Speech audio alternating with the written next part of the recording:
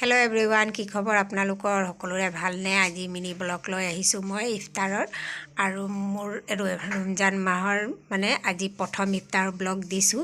কিন্তু আজি 5টা ৰোজা কমপ্লিট হৈ গ'ল। এইফালে চাওক, মই পটাপট বনাই আছোঁ। মোৰ আজি লেট হ'ল মাইক লৈ গৈছিলোঁ মই ডক্টৰৰ ওচৰত, সেইকাৰণে মোৰ লেট হ'ল। সেইকাৰণে পটাপট কৰি আছোঁ। আৰু এইফালে চাওক, বুট আৰু বুট দাইল মিক্স কৰি বনালোঁ। এইফালে পকৰি বনাই আছোঁ, এইপিনে কাষ্টাৰ্ড বনাই আছোঁ। সিমানকৈ আপোনালোকৰ লগত শ্বেয়াৰ কৰিব নোৱাৰিলোঁ। তাৰপিছত দেৰি হৈ আছিলেও। আকৌ আজি দিব আছে, বেটীয়ে টিউশ্যন কৰিছিলে মেমৰ ঘৰত, আৰু বেটিৰ পৰীক্ষাও শেষ হৈ গ'ল। এতিয়া 17 তাৰিখে ৰিজাল্ট দিব। কি হ'ব নিজকে ভয় লাগি আছে। এইফালে হাজবেণ্ড আৰু বেটি মিলি কিনে ইফতাৰ ৰেডি কৰিছে মেমক দিবলৈ।